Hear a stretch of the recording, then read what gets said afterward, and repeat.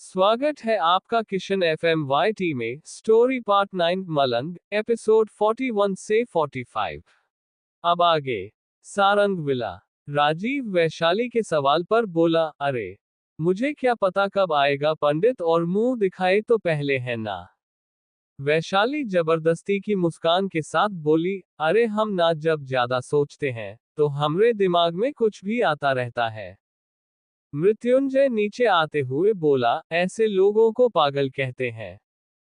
मृत्युंजय की बात पर वैशाली उसे बुरी तरीके से घूरने लगती है और जैसे ही कुछ कहने के लिए मुंह खोलती है, तभी एंट्रेंस से एक लड़की की आवाज आती है, हेलो एवरीवन। सभी लोग पीछे पलटकर देखते हैं तो वहां पर विप्लव और रिया खड़े हुए थे। विप्लव वैशाली के सामने आकर बोला, एक फोटो सेक्शन हो जाए क्या, आप बहुत अच्छी लग रही हो। वैशाली विप्लव की बात पर हंसते हुए बोली, हा हम इतने भी खूबसूरत नहीं लग रहे हैं और हम इस मेकअप को उतारना चाहते हैं। रिया वैशाली के सामने आकर विप्लव से बोली, ये तुम्हारी छोटी भाभी है ना, जिसकी तुम बात कर रहे थे। वैशाली रिया की बात पर बोली, हम उसके दोस्त हैं, भाभी नहीं।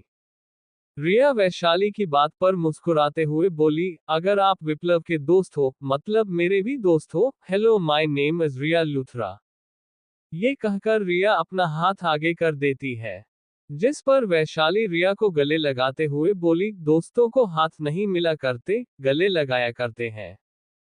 मृत्युंजय महक के पास जा उसके कान में धीरे से बोला, तुम काफी खूबसूरत लग रही हो, लेकिन ज्यादा एटीट्यूड दिखाने की जरूरत नहीं है।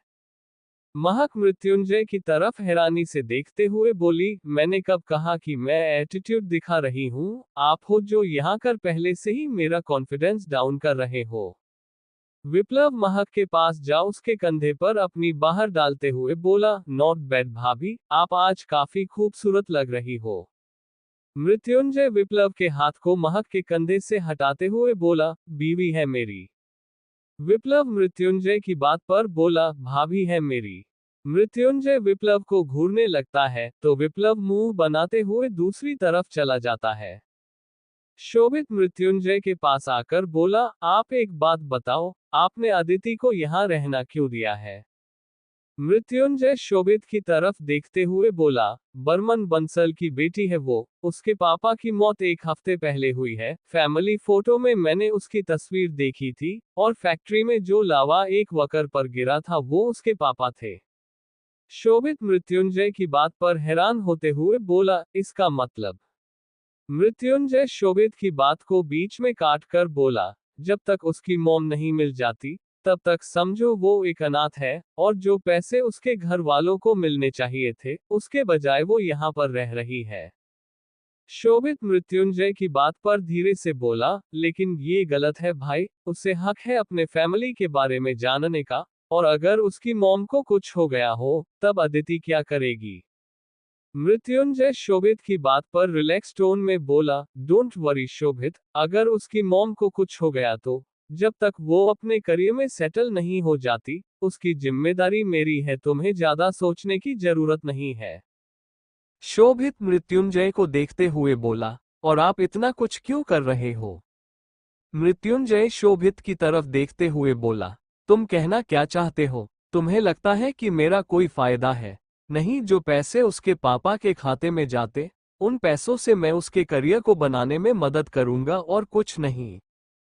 शोभित मृत्युंजय की बात पर बोला, लेकिन वो आपके कर्ज तले दबी हुई महसूस करेगी, उसे लगा कि आप उसके ऊपर दया कर रहे हो। मृत्युंजय शोभित की बात पर बोला, जब उसे उसकी मॉम के बारे में पता चलेगा उसी दिन हम बता देंगे कि उसके डैड अब इस दुनिया में नहीं रहे। शोभित मृत्युंजय की बात पर आगे कुछ नहीं कहता, तभी अदिति नीचे आ जाती है। विकल्प अदिति के पास जाकर बोला, तुम्हें ज्यादा हेसिटेट करने की जरूरत नहीं है अदिति, तुम यहाँ पर सबके साथ कंफर्टेबल होकर बात कर सकती हो। अदिति रचना की तरफ देखती है, जो कि उसे ही बुरी तरीके से घूर रही थी, इसीलिए अदिति जल्दी से अपना सिर नीचे कर लेती है। अदिति सब लोगों के साथ जाकर खड़ी हो जाती है। महक अदिति को फ्रूट्स का प्लेट लाकर देते हुए बोले, जब तक पूजा नहीं हो जाती तब तक तुम सिर्फ यही खा सकती हो। अदिति फ्रूट्स को देखकर खुश हो जाती है और वहीं पर बैठकर खाने लगती है। रचना अदिति को देखकर बोली, भुक्खड़ों की तरह खाना बंद करो, यहाँ पर पूजा का सामान रखा हुआ है, तुम्हें दिखाई नहीं दे रहा है क्या? अदिति रचना की बात पर डाइनिंग की तरफ चली जाती है। ये देखकर रचना गुस्से में बोली, इस लड़की को आए अभी मुश्किल से 1 दिन नहीं हुए और ये मेरी बातों को इग्नोर कर रही है, तुम्हें तो मैं छोड़ूंगी नहीं।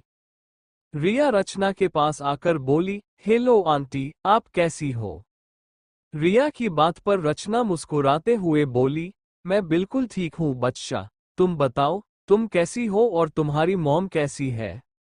वैशाली और महक को झटका लगता है। वैशाली महक की तरफ देखते हुए धीरे से बोली, दीदी ये खुशार बिल्ली रिया से इतने अच्छे से कैसे बात कर रही है? हमको लगा था कि इसको खूबसूरत लड़कियों से ही एलर्जी है, इसलिए हमको और तुमको पसंद नहीं करती, लेकिन यहाँ पर तो अजीब ही नजारा देखना पड़ रहा है। महक वैशाली की बात पर अपना सिर हिलाती है तो राजीव आकर महक के कान में धीरे से कहता है, हमारा जो ग्रुप फैशन डिजाइनिंग कंपनी मिसाल है, इसके पापा वहां के शेयर होल्डर है, इसीलिए चुड़ैल चाची रिया से इतने अच्छे से बात कर रही है। राजीव की बात पर महक अपना सिर हिलाते हुए बोली, अब समझ आया चुड़ैल चाची को, मेरा मतलब चाची को अमीरों से प्यार है और गरीबों से एलर्जी है। वैशाली महक की बात पर मुंह बनाते हुए बोली, साली मरेगी तो क्या कब्र में पैसे लेकर जाएगी? राजीव और महक वैशाली की तरफ घूर कर देखते हैं तो वैशाली अपने मुंह पर हाथ रखते हुए कहती है, सारी इन कर जैसे लालची और लिच्चर इंसानों के जिक्र पर हमारे मुंह से सिर्फ तारीफ के नाम पर गाली निकलता है, यही खातिर हम कह रहे हैं काकी सासू के बारे में यहाँ पर कोनो बात नहीं होगी। महक वैशाली के गाल पर थपथपाते हुए बोली, तुम्हें ज्यादा सोचने की जरूरत नहीं है, तुम्हारा व्रत है, इसीलिए तुम कोई भी अपशगुन बात नहीं बोल सकती। वैशाली महक की बात पर अपना सिर हिला देती है कि पड़ोस की कुछ आंटियां आनी शुरू हो जाती है। महक वैशाली के चेहरे पर पल्लू डालते हुए बोली, तुम चलो मेरे कमरे में, तुम्हारी मुंह दिखाई शुरू होने वाली है। वैशाली महक के साथ चलते हुए बोली, लेकिन आपके बागड़ बिल्ले ने कहा है कि हम आपके कमरे तक नहीं जा सकते।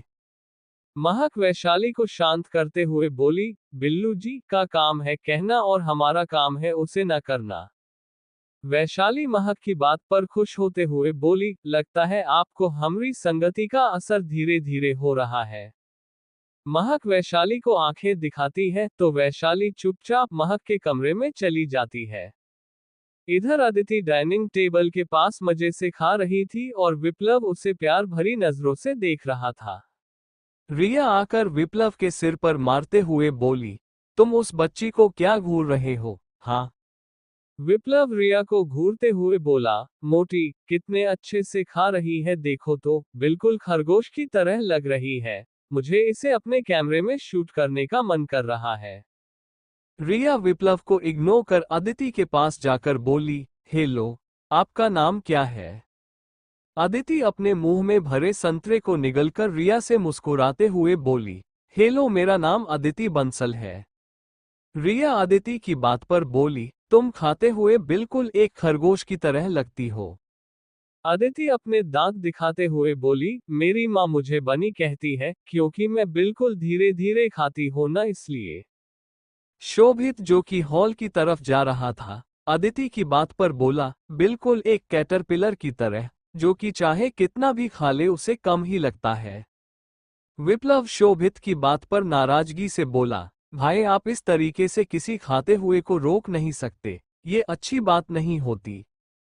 शोभित विप्लव को घूरते हुए अदिति की तरफ इशारा करके बोला, ये खाने वाली एक ऐसी जानवर है जो तुम्हारे पूरे घर का राशन पानी खाकर भी डकार ना लेगी। विप्लव अदिति के पास जा उसके सिर को थपथपाकर बोला, तुम्हें कुछ भी खाना होगा ना बनी तो मुझे बताना, यहाँ के लोगों की बातों को ज्यादा ध्यान मत देना।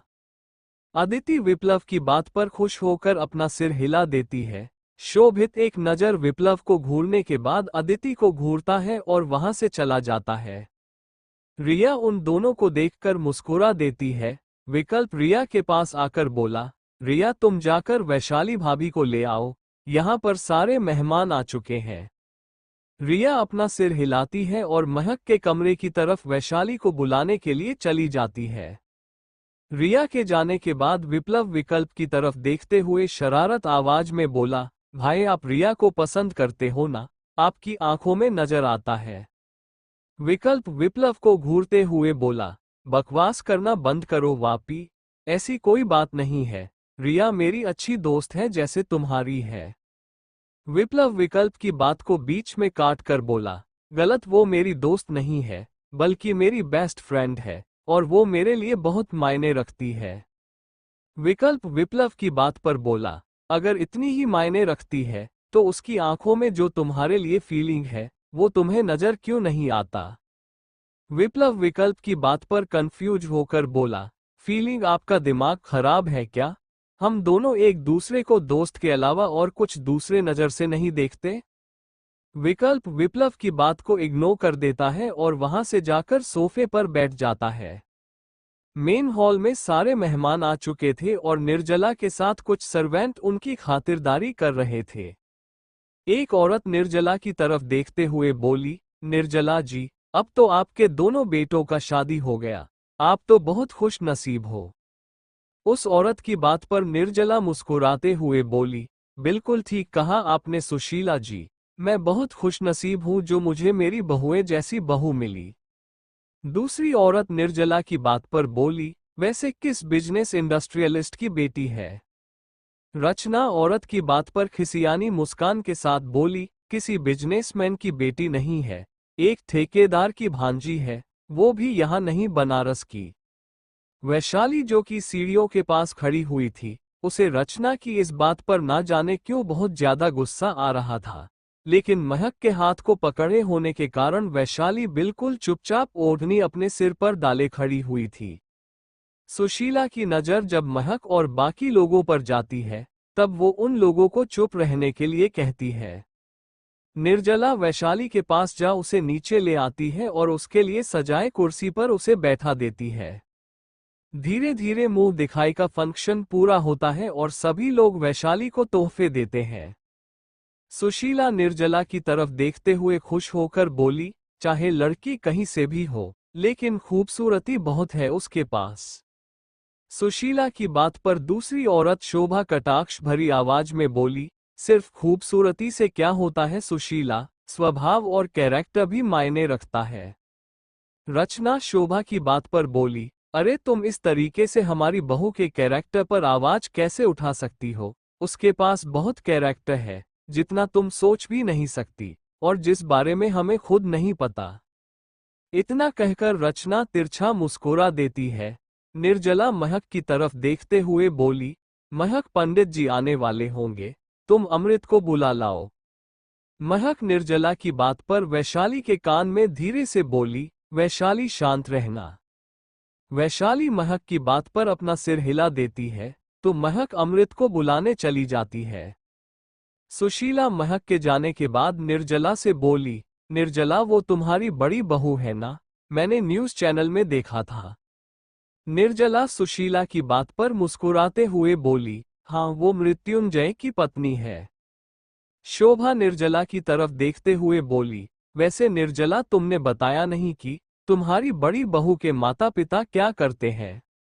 एंट्रेंस से एक लड़के की आवाज आती है, बेकरी शॉप है उसके माता पिता की, अगर आप लोग केक लेने या फिर किसी भी ऑर्डर के लिए आते हैं तो महक दीदी की फैमिली फ्रेंड होने के नाते हम आपको टिप में चॉकलेट देंगे, वो भी डेयरी मिल्क का। सभी लोग एंट्रेंस की तरफ देखते हैं तो वहां पर नीरू के साथ सुधांशु खड़ा हुआ था। सुधांशु के हाथों में एक बैग था जिसमें शायद कुछ सामान थे। वैशाली सुधांशु और नीरू की तरफ देखने लगती है। सुधांशु अंदर आ निर्जला के पांव छूते हुए बोला, नमस्ते आंटी। निर्जला सुधांशु के सिर पर हाथ फेर कर बोली, सदा खुश रहो। निर्जला नीरू को गले लगाते हुए बोली, आपका स्वागत है और शुक्रिया मेरे बुलाने पर आने के लिए। नीरू निर्जला की बात पर हल्का मुस्कुरा कर बोली, मुझे लगा कि हमें देरी हो गई। निर्जला नीरू की बात पर बोली, ऐसी कोई बात नहीं है, उसके बाद वैशाली की तरफ देखते हुए अंडस को, वैशाली इधर आओ, ये महक के माँ और भाई है। वैशाली निर्जला की बात पर आकर नीरू के पांव छूते हुए बोली, प्रणाम।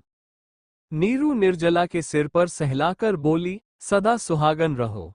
वैशाली नीरू की बात पर खुश हो जाती है और सुधांशु के पांव छूने लगती है, तो सुधांशु पीछे होकर कहता है, हे, ये क्या कर रही हो? मैं कोई बड़ा भाई नहीं हूं, तुमसे छोटा हूं। वैशाली सुधांशु की बात पर बोली, अच्छा हमको पता नहीं था, सॉरी। सुधांशु अपने हाथ में पकड़े बैग को वैशाली को देते हुए बोला, ये हमारी तरफ से आपकी मुंह दिखाई के लिए। फिर एक नजर रचना को देखने के बाद अंडस को, हम जैसे गरीब लोगों की तरफ से। वैशाली बैग को लेकर बोली, अरे पैसे से अमीर और गरीब क्या होता है, दिल बड़ा होना चाहिए, वरना आजकल लोग पैसों के अमीर लेकिन दिल के काफी काले होते हैं। नीरू सुधांशु के हाथ को पकड़ उसे आगे कुछ भी ना कहने के लिए कहती है, तो सुधांशु चुप हो जाता है। तभी अमृत और महक नीचे आ जाते हैं। महक की नज़र जब नीरू और सुधांशु पर जाती है, तब वो खुश हो जाती है। महक जल्दी से नीरू के पास आकर बोली, माँ, ये कहकर महक नीरू को गले लगा लेती है और नीरू से दूर हो सुधांशु को गले लगाते हुए कहती है, सिद्धू। सुधांशु महक के पीठ को थपथपाकर बोला, मैंने आपको बहुत मिस किया, दीदी। महक सुधांशु से अलग होकर उन दोनों को देखते हुए बोली, आप लोग बैठिए, मैं आप लोगों के लिए चाय नाश्ता लेकर आती हूँ। महक की बात पर सुधांशु जल्दी से बोला, बिल्कुल नहीं, मुझे पता है आपका व्रत है, इसीलिए आप चुपचाप बैठिए। महक सुधांशु की बात पर मुस्कुरा देती है और नीरू के साथ सोफे पर बैठ जाती है। सुधांशु शोभा की तरफ देखते हुए बोला, हेलो आंटी, आपके बेटे का नाम राजा है ना और वो यूनिवर्सिटी में पढ़ता है, इस बार फाइनल के एग्जाम पूरे किए हैं, ठीक कहा ना? शोभा सुधांशु की बात पर बोली, तुम कैसे जानते हो राजा को? सुधांशु हल्का मुस्कुराकर बोला, वो मेरे पास ही ट्यूशन के लिए आता है, बस उसके स्टेटस में आपको फोटो देखा था, वैसे आप फेस टू फेस ज्यादा खूबसूरत लगती हैं। शोभा हल्की मुस्कान के साथ बोली, थैंक यू बेटा। रचना शोभा को बुरी तरीके से घूरने लगती है। दरअसल रचना और शोभा काफी अच्छी दोस्त थी और दोनों अक्सर किटी पार्टी में साथ में जाया करती थी, इसीलिए शोभा बार बार वैशाली की इंसल्ट कर रही थी। सुधांशु इधर उधर देखते हुए महक से बोला, जीजा कहाँ है, नजर नहीं आ रहे? रचना सुधांशु की बात पर बोली, क्या तुम्हें जरा सी भी तमीज नहीं है? मृत्युंजय तुम्हारे जीजा जी हैं, जीजा नहीं है। मृत्युंजय स्टडी से बाहर आ नीचे आते हुए सुधांशु से बोला, साले, सोचा नहीं था कि आप यहां आओगे। सुधांशु अपनी आंखें मजबूती से बंद कर पलटकर मृत्युंजय की तरफ देखता है और नकली मुस्कान के साथ कहता है, क्या कर सकते हैं जीजे, कभी कभी आना पड़ता है। मृत्युंजय सुधांशु के सामने खड़ा होकर बोला, अरे उम्र में और रिश्ते दोनों में मुझसे छोटे हो, साले, तो पांव तो छूना बनता है ना? वैशाली मृत्युंजय और सुधांशु को देखने लगती है और मन में कहती है, क्या इन दोनों के बीच में 36 का आंकड़ा है? साला बहुत मजा आएगा बे इन दोनों का झगड़ा देखकर, हम तो बहुत एक्साइटेड हैं, हमारे पेट में खुशी के मारे तितलियां इधर से उधर मटक रही हैं। अब आगे। सारंग विला। सुधांशु मृत्युंजय की बात पर बोला, वैसे आपने कुछ खास अच्छे काम तो किए नहीं जिसके लिए मुझे आपके पांव छूने पड़े, लेकिन फिर भी आप क्या याद रखोगे जीजे? इतना कहकर सुधांशु मृत्युंजय के पांव छू लेता है। मृत्युंजय झम से सुधांशु के पीठ पर मारकर बोला, भगवान तुम्हें सद्बुद्धि दे साले। सुधांशु खड़ा होकर मृत्युंजय को घूर कर देखता है और उसे इग्नोर कर अमृत से हाथ मिलाते हुए कहता है, हेलो, आप मुझे जानते हैं? अमृत सुधांशु से हाथ मिलाकर बोला, हाँ जानता हूं, महक जैसी एक कितनी प्यारी बहन के क्यूट से भाई हो तुम। सुधांशु अमृत की बात पर अपना सिर हिला देता है। तभी लाखन एंट्रेंस के पास आकर वैशाली से कहता है, वैशाली दीदी, चाचा जी का फोन आया है।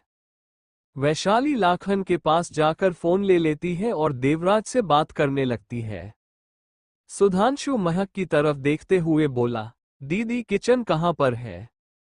मृत्युंजय सुधांशु की बात पर बोला, कोई बात नहीं साले, यहाँ पर बहुत सारे खाना बनाने के लिए है, तुम्हें बनाने की जरूरत नहीं है।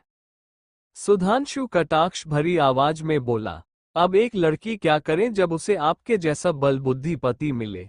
मेरी बहन का सुबह से व्रत है लेकिन फल खाना तो अलाउड है, लेकिन आप वो भी कहाँ कर सकते हैं, इसलिए मैं कर रहा हूँ। सुशीला सुधांशु की बात पर मुस्कुराते हुए बोली, बेटा तुम कितने समझदार हो, जिस लड़की की भी शादी तुमसे होगी ना, वो बहुत खुश नसीब होगी। सुशीला की बात पर सुधांशु मुस्कुराते हुए बोला, किसी मिडिल क्लास फैमिली में अगर लड़की होगी तो जरूर बताइएगा आंटी, जो हमारे स्टेटस को और स्टैंडर्ड को मैच करें, क्योंकि हाई क्लास लोगों से मुझे जरा एलर्जी हो गई है। महक सुधांशु के हाथ को पकड़कर बोली, सिद्धू सीन क्रिएट मत करो। सुधांशु महक के हाथ पर हाथ रखकर बोला, आपका सिर कभी नीचे नहीं होने दूंगा दीदी।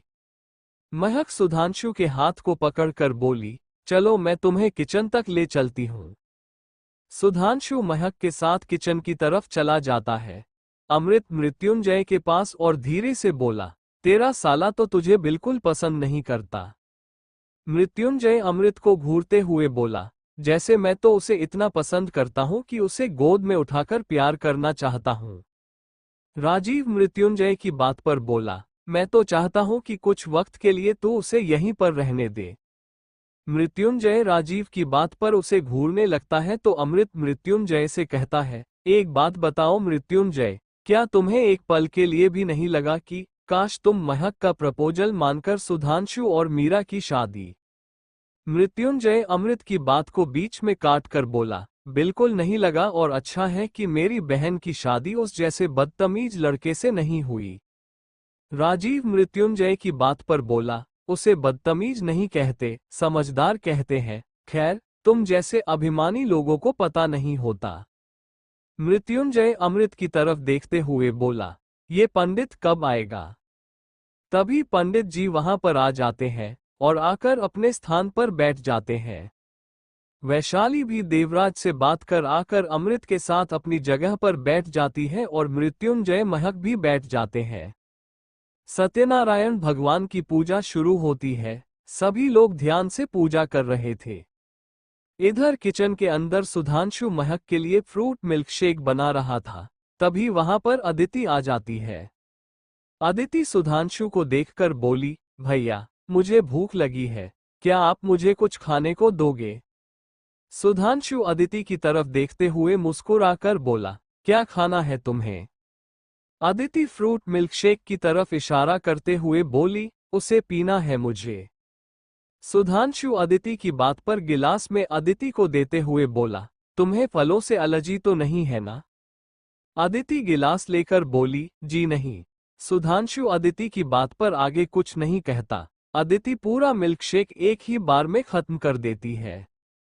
अदिति के होठों के ऊपर मूंछ बन जाता है तो सुधांशु अदिति को इशारा करते हुए कहता है, तुम्हारे मूंछ बन गए। अदिति अपने हाथ से साफ कर सुधांशु से बोली, आप भी इसी घर के बेटे हो? सुधांशु थोड़ा कंफ्यूज होकर बोला, मुझे लगा तुम इस घर की बेटी हो, वैसे तुम हो कौन? अदिति सुधांशु के आगे हाथ करते हुए बोली, हेलो मेरा नाम अदिति बंसल है और मैं अपने सीनियर के साथ आई हूं। सुधांशु अदिति से हाथ मिलाकर बोला, हेलो अदिति, मेरा नाम सुधांशु अवस्थी है और मैं महक दीदी का भाई हूं। यहां पर फंक्शन अटेंड करने आया हूं। अदिति पाउट बनाकर बोली, क्या मैं आपको सिद्धू कहूं?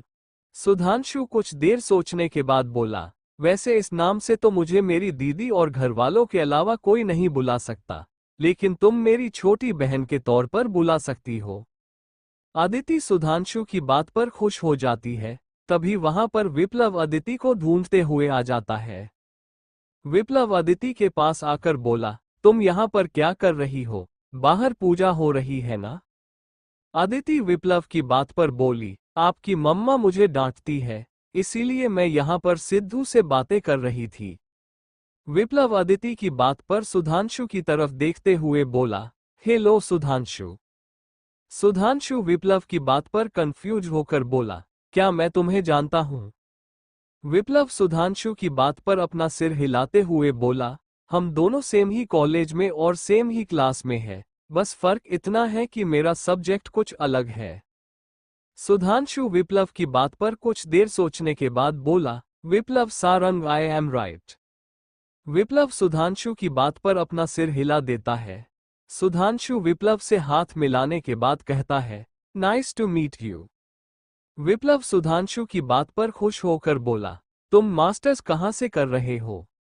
सुधांशु विप्लव की बात पर बोला, यूनिवर्सिटी से ही कर रहा हूँ, मुझे स्कॉलरशिप मिला है।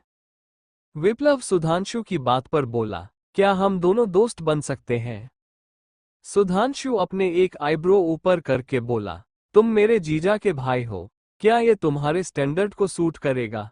मेरा जैसा मिडिल क्लास लड़का तुम्हारा दोस्त। विप्लव सुधांशु की बात पर बेफिक्री से बोला, मुझे फर्क नहीं पड़ता, दोस्त दोस्त होते हैं, और मेरा एक फायदा है, मैं जरा पढ़ाई में कमजोर हूं तो तुम मेरी मदद करोगे। सुधांशु कुछ देर सोचने की बाद बोला, ओके, मैं तुम्हारी मदद करूंगा और दोस्त भी बनूंगा, लेकिन एक शर्त पर। विप्लव कंफ्यूज होकर बोला, दोस्त बनने के लिए शर्त? कैसी शर्त? सुधांशु सीधा सीधा बोला, मेरी महक दीदी को तुम हमेशा प्रोटेक्ट करोगे और अगर कुछ भी होता है तो तुम मुझे तुरंत इन्फॉर्म करोगे। विप्लव अपना सिर हिलाकर बोला, प्रॉमिस, मैं तुम्हारा ये काम जरूर करूंगा। तो अब क्या हम दोस्त बन सकते हैं? सुधांशु विप्लव से हाथ मिलाकर बोला, दोस्त? रिया अंदर आते हुए विप्लव के सिर पर मारकर बोला, वापी के बच्चे, कुछ ज्यादा ही एडवांस नहीं हो गया है तू? विप्लव रिया के बाल को खींचकर बोला, मोटी, हमेशा तंग क्यों करती रहती है? रिया विप्लव को घूरते हुए बोली, क्योंकि बाहर पूजा लगभग खत्म होने आई है और तुम लोग यहाँ पर मियां मिट्ठू की तरह चोंच लड़ा रहे हो।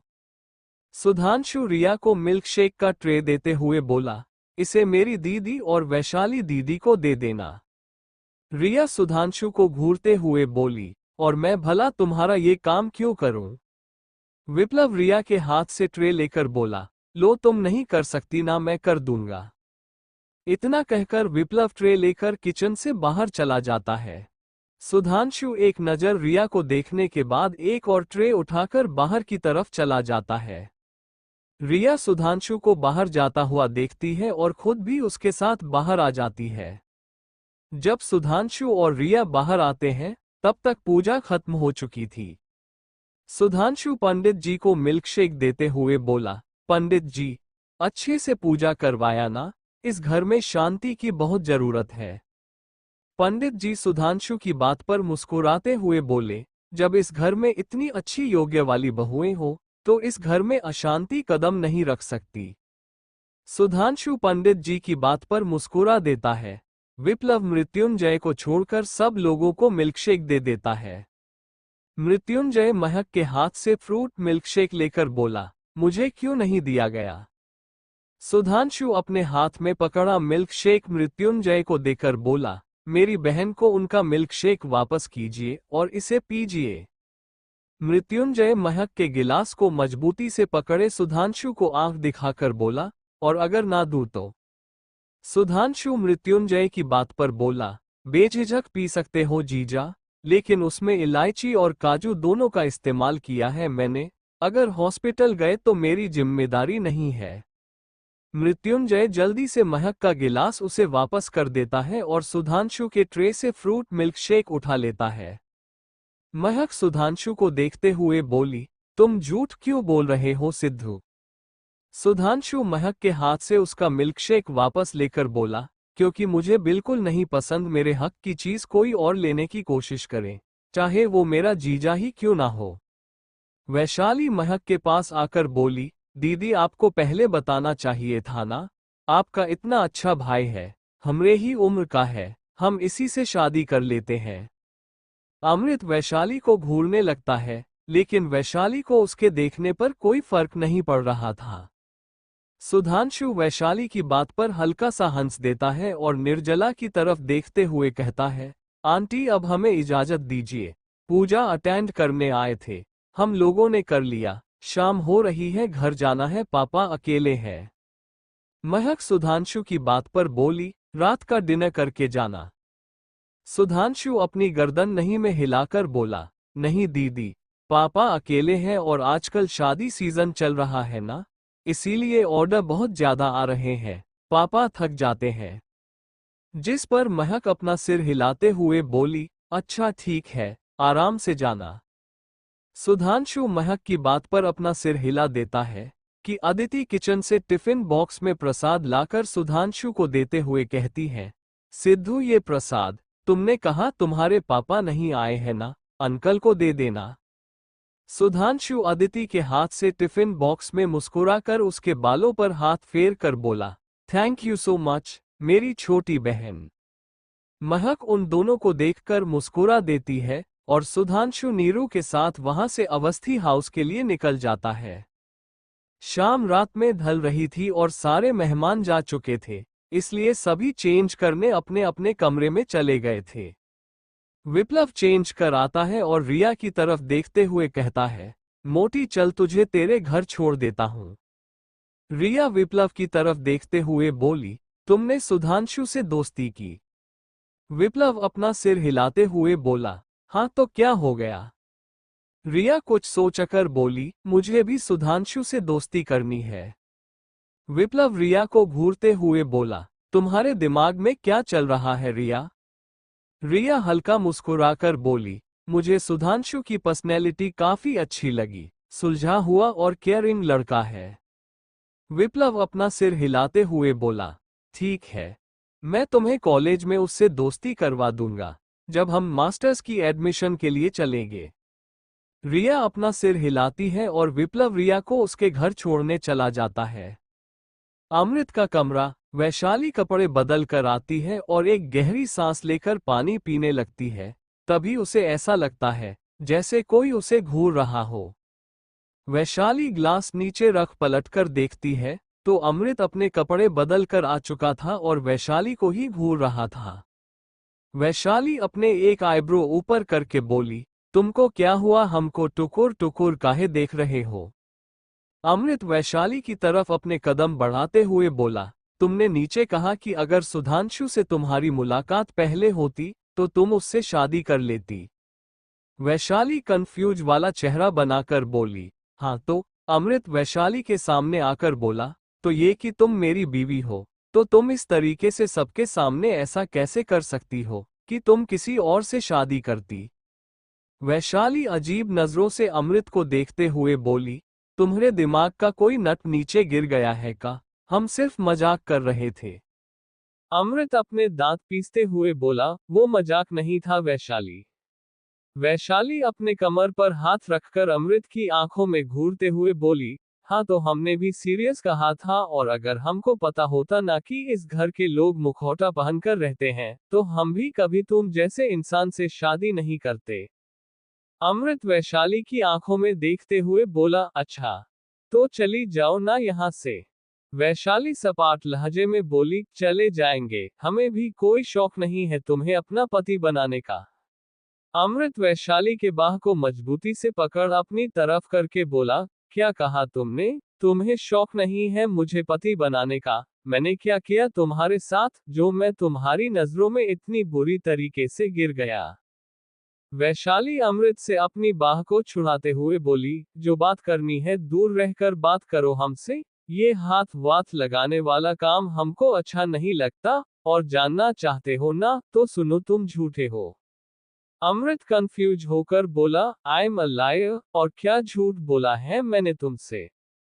वैशाली अमृत को घूरते हुए बोली, हमने सुबह पूछा था तुमसे तुम्हारी कोई गर्लफ्रेंड है का, तो तुमने कहा कहा कि नहीं, तुम हमेशा से सिंगल थे, और आज नीचे जाकर हमको पता चला कि तुम्हारी गर्लफ्रेंड है, खुशहाली। इसी लड़की के बारे में बात कर रहे थे ना तुम स्टेशन में राजीव भैया से? अमृत वैशाली की तरफ आता है तो वैशाली पीछे हो जाती है, तो अमृत अपने हाथ पीछे करके बोला, सॉरी लेकिन बात समझने की कोशिश करो, तुमने सुबह जिस टोन में कहा था, मुझे लगा तुम गुस्सा करोगी, इसलिए मैं तुम्हें नहीं बता पाया। हाँ मेरी गर्लफ्रेंड है खुशहाली।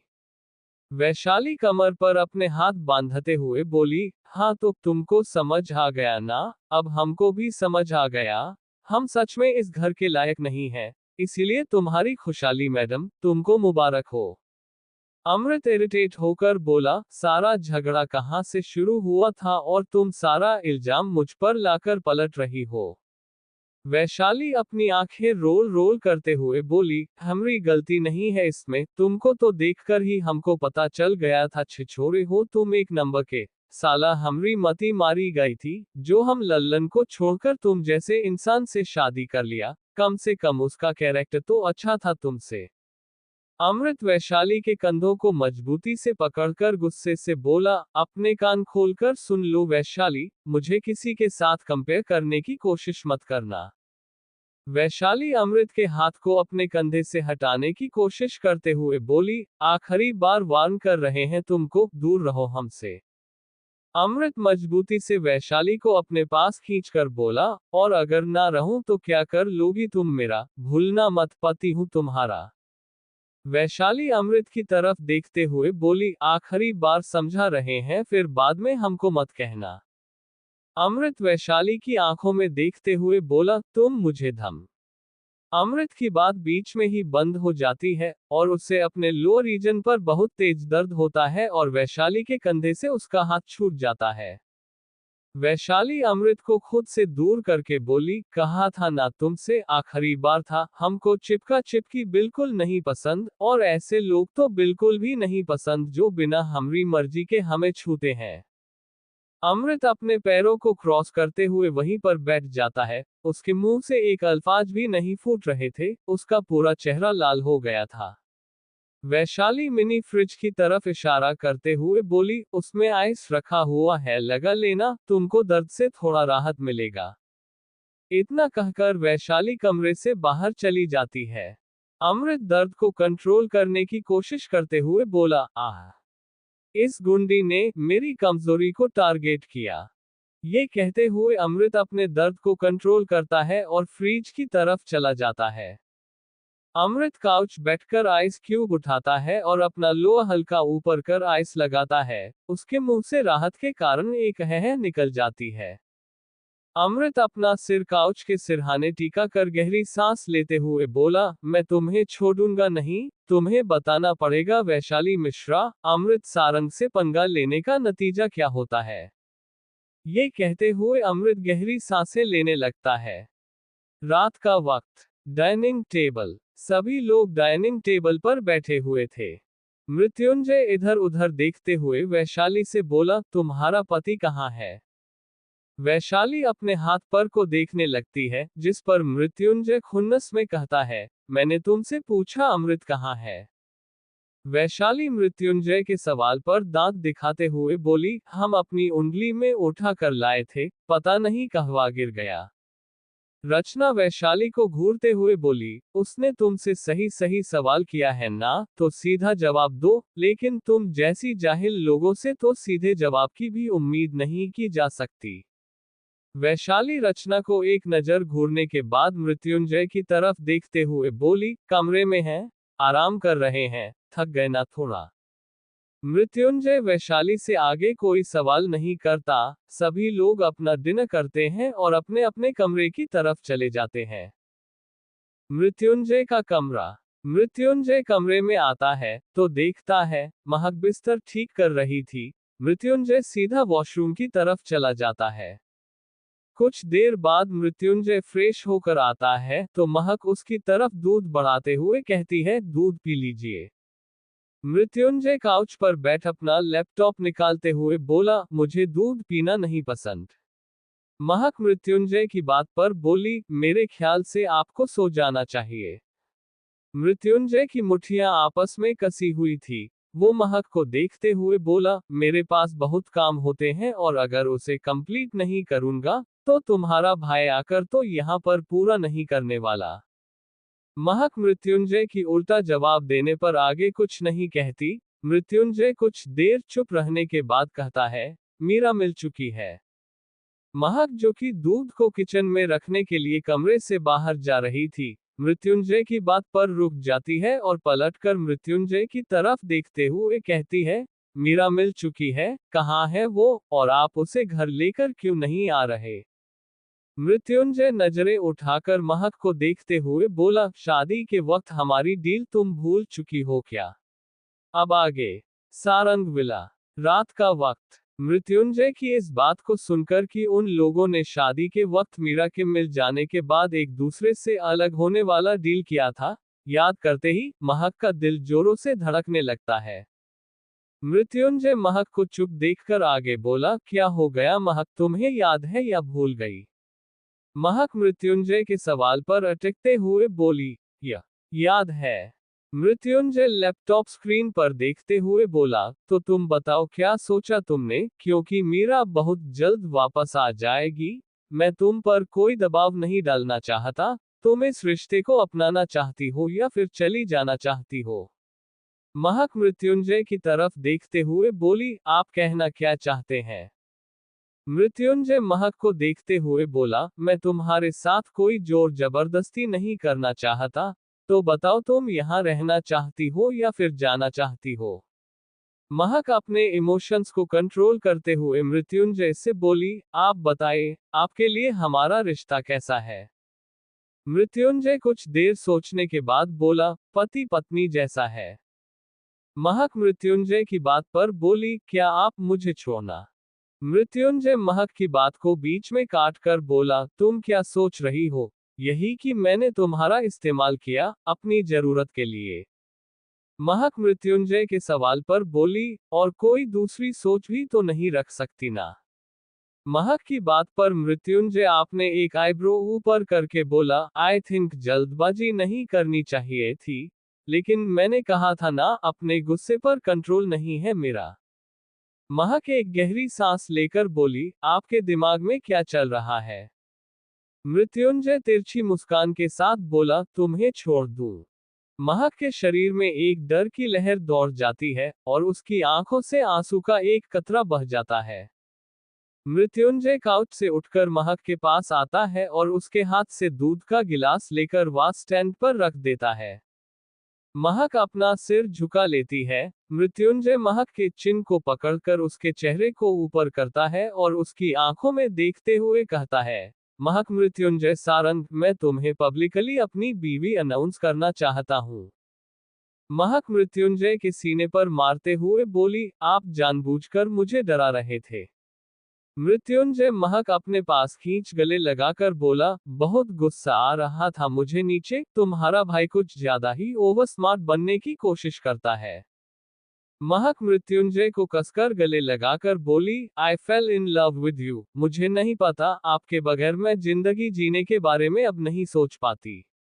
मृत्युंजय महक से अलग होकर उसके चेहरे को पकड़कर सीरियस आवाज में बोला, महक मुझसे प्यार करना तुम्हें बहुत दर्द दे सकता है, पल पल तुम्हें रोने पर मजबूर कर सकता है, इसलिए मुझसे प्यार मत करो। महक मृत्युंजय की आंखों में देखते हुए बोली, आपके साथ मैं हर दर्द तकलीफ को बर्दाश्त कर सकती हूँ, लेकिन आपसे दूर नहीं हो सकती। मृत्युंजय महक के गाल को सहलाते हुए बोला, अक्सर प्यार तकलीफ देते हैं, और अगर तुम्हें मुझसे प्यार हो गया है, तो तकलीफ भी बर्दाश्त कर लेना। महक मृत्युंजय के हाथ को पकड़ लेती है, और उसके हाथ को अपने दोनों हाथों में भर अपने गाल पर रखते हुए अपनी आंखें बंद कर लेती है। मृत्युंजय महक के माथे पर चूम लेता है और कुछ देर बाद उससे दूर होकर कहता है, सारा दूध खत्म करो। महक मृत्युंजय की बात पर थोड़ी हैरान होते हुए बोली, लेकिन वो दूध आपके लिए था। मृत्युंजय अपनी आंखें छोटी करके बोला, जितना कहा उतना करो। महक चुपचाप ग्लास उठाकर सारा दूध पी जाती है। महक अपने मुंह को साफ करते हुए बोली, अब आपको सो जाना चाहिए, पूजा में आग की तपिश के कारण आपका चेहरा मुरझा गया है। मृत्युंजय महक के बालों को सहलाते हुए बोला, एक बात बताओ, क्या तुम मुझसे डरती हो? महक मृत्युंजय की बात पर अपना सिर हिलाते हुए बोली, क्योंकि आप बिल्कुल अपनी नीली आंखों से बागड़ बिल्ले की तरह मुझे घूरते हो। और ये कहते कहते हो महक चुप हो जाती है, क्योंकि मृत्युंजय उसे बुरी तरीके से घूर रहा था। महक अपनी भूरी आंखों को टिमटिमाते हुए मृत्युंजय को देखने लगती है, तो मृत्युंजय जिसके हाथ में एक के बालों पर थे, वो मजबूती से उसके बालों को अपने मुट्ठियों में भरकर उसका चेहरा अपने पास लाकर बोला, why do you make me angry महक। मृत्युंजय किस तरीके से बाल को खींचने पर महक के मुंह से एक आह निकल जाती है और वो अपने बालों को छुड़ाने की कोशिश करते हुए कहती है, आपने पूछा ना कि मैं आपसे डरती हूं या फिर नहीं, तो मैं बस बता। मृत्युंजय महक के होठों को अपने होठों से छूते हुए बोला, चुप रहो, कितना बोलती हो, जरूर उस बातूनी लड़की की संगति लग गई है तुम्हें। महक अपनी बड़ी बड़ी आंखों से मृत्युंजय को देखने लगती है, तो मृत्युंजय वो के होंठ को हल्का सा बाइट करके कहता है, चलो सोते हैं, मुझे अब नींद आ रही है। महक ग्लास को दिखाते हुए बोली, मेरा ग्लास इसे रखकर। मृत्युंजय महक को अपनी बाहों में ब्राइडल स्टाइल पर उठा लेता है और बिस्तर की तरफ ले जाता है, जैसे वो महक की बातों को इग्नोर कर रहा हो। महक भी कुछ नहीं कहती और दोनों एक दूसरे को अपनी बाहों में भरकर सो जाते हैं। अमरावती मित्तल मैंशन। मीरा और कशिश एक ही बिस्तर पर सोए हुए थे, बीच में तकिया रखा हुआ था। अचानक कशिश नींद में सिसकने लगता है। मीरा को जब किसी की रोने की आवाज सुनाई देती है, वो उठकर बैठ जाती है और इधर उधर देखने लगती है, तो उसकी नजर कशिश पर जाती है, जिसकी आंखों के कोनों से आंसू बह रहे थे। शायद वो कोई बुरा सपना देख रहा था। मीरा कशिश के कंधे पर हाथ रख उसे उठाते हुए बोली, उठो कशिश। कशिश अपनी आंखें खोलो। कशिश मीरा के कई बार उठाने के बाद कहीं जाकर उठता है। कशिश गहरी सांस ले रहा था। मीरा उसे पानी देती है, तो कशिश एक ही बार में पूरा गिलास खाली कर देता है। कशिश के थोड़ा नॉर्मल होने के बाद मीरा उसे देखते हुए बोली, यू आर ऑक, तुम बुरा सपना।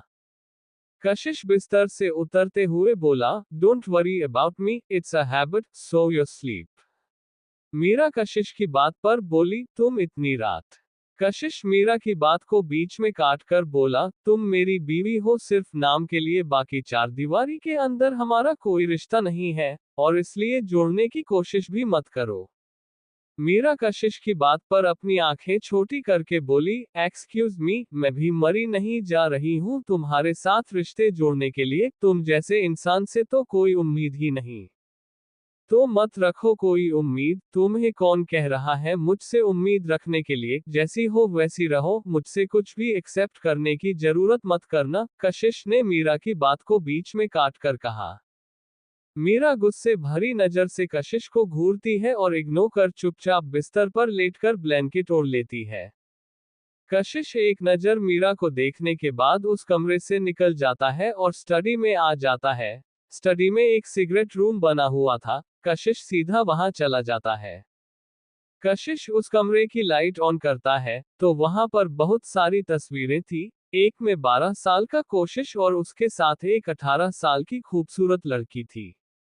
कशिश उस लड़की की तस्वीर को छूते हुए नम आवाज में बोला, सबको हिसाब बराबर करना होगा, जिस तरीके से आपको मुझसे दूर किया गया, उसी तरह से उनके घर की खुशियां भी मैं छीन लूंगा, रोएंगे सब पल पल, लेकिन मैं बिल्कुल तरस नहीं खाऊंगा। ये कहते हुए कशिश की आंखों से आंसू का एक कतरा बह जाता है। कशिश उस तस्वीर को चूम लेता है और उस कमरे से बाहर आ जाता है और रात भर वापस अपने कमरे में नहीं जाता। अगली सुबह सभी लोग डाइनिंग टेबल पर बैठे हुए थे। मीरा सबको नाश्ता सर्व करती है। नित्या कशिश की तरफ देखते हुए बोली, भाई मेरे रिजल्ट आ चुके हैं, तो मैं कह रही थी कि मास्टर्स मैं यहीं से कंप्लीट कर लूं। कशिश नित्या की बात पर बोला, अगर तुमने फैसला ले लिया है तो मैं यूनिवर्सिटी में बात करता हूं, बाकी तुम अपनी मॉम डैड से पूछ लो।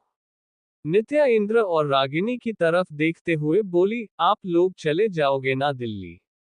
रागिनी नित्या की बात पर बोली, अब अगर तुमने फैसला ले ही लिया है यहाँ पर पढ़ने का, तो हम इसमें कुछ नहीं कह सकता। फिर कशिश की तरफ देखते हुए, इस लड़की के ऊपर अच्छे से ध्यान देना, और हमें भी चलना है क्योंकि काम को बीच में नहीं छोड़ सकते।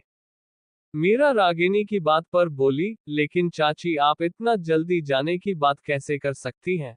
2 दिन पहले ही तो आए हैं, आपको तो रुकना चाहिए। रागिनी मीरा की बात पर मुस्कुराते हुए बोली, बेटा जी आपकी और कशिश की अभी अभी शादी हुई है, इस तरीके से आप दोनों के शादीशुदा जिंदगी में दखलंदाजी नहीं करेंगे, आप दोनों को तो साथ में एंजॉय करना चाहिए अभी। मीरा की बोलती रागिनी की बात पर बंद हो जाती है। कशिश तिरछी नजर से मीरा को देखने के बाद फिर से अपना नाश्ता करने लगता है। नित्या शरारती नजरों से कशिश को देखते हुए बोली, भाई आप मम्मी की बात पर शर्मा आ गए ना। कशिश नित्या को घूरते हुए बोला, तुम कुछ ज्यादा ही आजकल इंटरेस्ट नहीं लेने लगी हो दूसरों की जिंदगी में, चुपचाप अपना नाश्ता कंप्लीट करो और हाँ शाम तक मैं तुम्हें फॉर्म भेज दूंगा, यूनिवर्सिटी का फॉर्म भरकर सबमिट कर देना। नित्या मुंह बनाते हुए चुपचाप अपना ब्रेकफास्ट करने लगती है।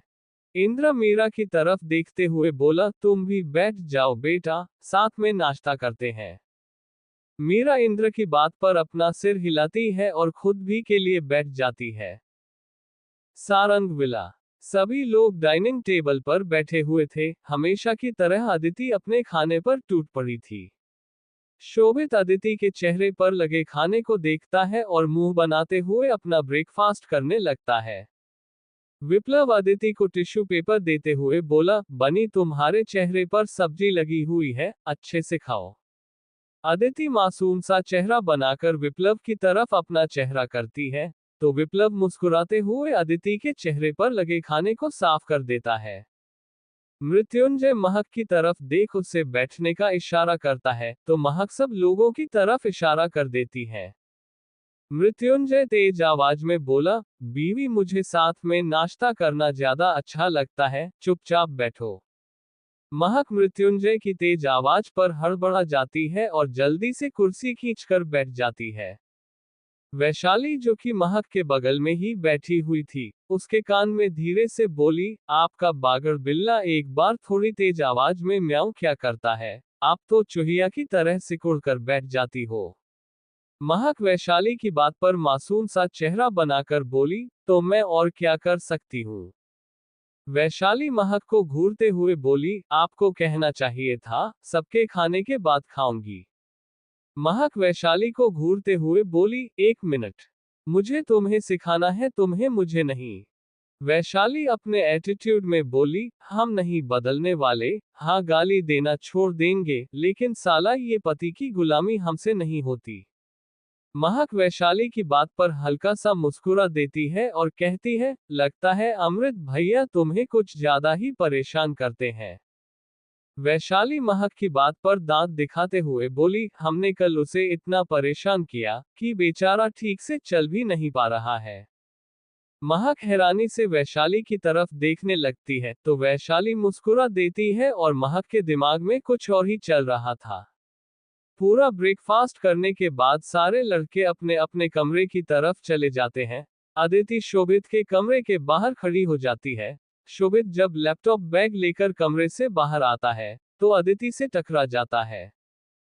शोभित खुद को संभालते हुए गुस्से से बोला, तुम यहाँ पर खंभे की तरह क्यों खड़ी हुई हो। अदिति पाउट बनाते हुए बोली, वो मैं पूछ रही थी क्या मेरी मम्मा के बारे में कुछ पता चला। शोभित अदिति कितने क्यूट से बिहेवियर पर कुछ देर उसे देखता है, फिर उसे घूरते हुए कहता है, गूगल नहीं हूं मैं, जो तुम्हारी माँ को एक ही पल में ढूंढकर तुम्हें दे दूंगा, कुछ वक्त लगता है। अदिति मुंह बनाते हुए बोली, कितना वक्त लगता है। शोभित एक गहरी सांस लेकर बोला, एक बात बताओ, जब तुम पैदा हुई थी, तब उल्टा पैदा हुई थी या फिर सीधा पैदा हुई थी। अदिति शोभित की बात पर कंफ्यूज होकर बोली, वो तो मुझे नहीं पता, हाँ लेकिन अगर मम्मा मिल जाए तो। शोभित अदिति की बात को बीच में काटकर बोला, हाँ हाँ, अगर तुम्हें तुम्हारी मम्मा मिल जाए तो तुम उनसे पूछोगे कि तुम उल्टा पैदा हुई थी या फिर सीधा। तो चलो मैं बता देता हूँ, तुम उल्टा पैदा हुई थी, इसीलिए तुम्हारा दिमाग घुटने में है। अदिति फिर से कंफ्यूज होकर बोली, इसका मतलब जब मैं पैदा हुई थी तब आप। शोभित अदिति को घूरते हुए बोला, तुम्हारी माँ की वार्ड में था, इडियट। कुछ भी अपने दिमाग में फालतू मत लाया करो, मैं तुम्हारी माँ को ढूंढ लूंगा। अदिति अपना हाथ आगे करके बोली, प्रॉमिस करो। आप बहुत जल्दी मेरी मम्मा को ढूंढ लोगे क्योंकि मुझे वापस जाना है और कॉलेज में एडमिशन लेना है। शोभित अदिति के हाथ को एक नजर देख उसके हाथ पर अपना हाथ रख देता है, तो अदिति उसके हाथ को दोनों हाथों से पकड़ लेती है। शोभित अपने हाथ जल्दी से पीछे कर लेता है और जाते हुए कहता है, ज्यादा किसी से बात मत करना और हाँ, किसी को परेशान भी मत करना। शाम को आऊंगा तो तुम्हारी अगर मुझे शिकायत मिल गई ना, तो बहुत पिटाई करूंगा। अदिति थोड़ी तेज आवाज में बोली, मैं किसी को परेशान नहीं करूंगी, मैं तो गुड गर्ल। उद्धरण चिन्ह। ये कहते हुए अदिति रुक जाती है क्योंकि शोभित उसकी बातों को इग्नोर करके जा चुका था। अदिति मुंह बनाते हुए खुद से बोली, ये तो बहुत ज्यादा खड़ूस अंकल है। विप्लव अदिति के कंधे पर हाथ रखते हुए बोला, आदू चलो मैं तुम्हें आज मॉल लेकर चलता हूँ। अदिति विप्लव की बात पर बोली, मेरे पास पैसे नहीं है और मैं सीनियर के अलावा किसी और का पैसा यूज नहीं करती। विप्लव कंफ्यूज होकर बोला, सीनियर ये कौन है? अदिति शोभित के बारे में बताते हुए बोली, उनका नाम शायद शो सुमित है। विप्लव अदिति के सिर पर हल्का सा मारकर बोला, पागल, सुमित नहीं शोभित नाम है और वो मेरे भाई हैं। अदिति अपने माथे को सहलाते हुए बोली, हाँ वही, मैं उनके अलावा किसी और का पैसा यूज नहीं करती। विप्लव अदिति के हाथ को पकड़कर बोला, चलो हम लोग मॉल चलते हैं, और अगर तुम्हारा सीनियर तुम्हें कुछ कहे तो मेरा नाम ले देना। अदिति विप्लव की बात पर कुछ नहीं कहती और उसके साथ नीचे आ जाती है। इधर नीचे सभी लोग ऑफिस जाने के लिए रेडी हो चुके थे। मृत्युंजय महक से बोला, मेरा टिफिन बॉक्स। महक मृत्युंजय के हाथ में टिफिन बॉक्स देते हुए बोली, आपका टिफिन बॉक्स।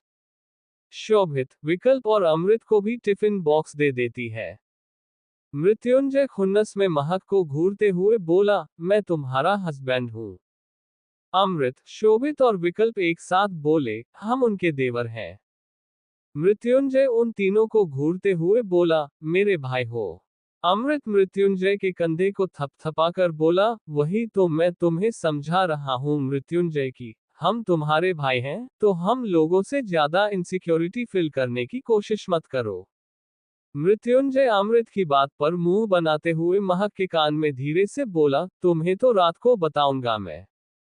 महक मृत्युंजय की बात पर अपना सिर हिला देती है। मृत्युंजय महक के गले पर बाइट करते हुए ऑफिस के लिए निकल जाता है। वैशाली महक के गले को देखते हुए गुस्से से बोली, हम इस बागड़ बिल्ले को छोड़ेंगे नहीं, इसकी हिम्मत कैसे हुई हमारी बहन को काटने की, नोच डाला हमारी बहन के गले को। विप्लव, जो कि अदिति को लेकर नीचे आ चुका था, वैशाली की बात पर बोला, उसे नोचना या काटना नहीं कहते वैशाली, उसे लव बाइट कहते हैं। निर्जला विप्लव के कान को पकड़ते हुए बोली, तुम्हें बहुत पता है बच्चे।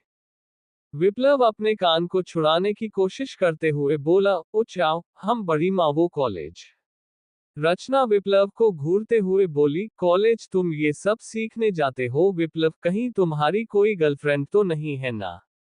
विप्लव रचना की गुस्से भरी आवाज पर जल्दी से बोला, नहीं मॉम, मेरी कोई गर्लफ्रेंड नहीं है। वैशाली हंसते हुए बोली, हाँ, इतनी खूबसूरत शक्ल होने के बावजूद क्या फायदा, जो कोई लड़की तुम्हें लाइन नहीं मारती तो किसी काम के नहीं हो तुम। रचना वैशाली की बात पर कटाक्ष भरी आवाज में बोली, दिखने में तो तुम भी अच्छी खासी हो वैशाली, तो कितने लड़कों को फंसाया था तुमने अमृत की तरह।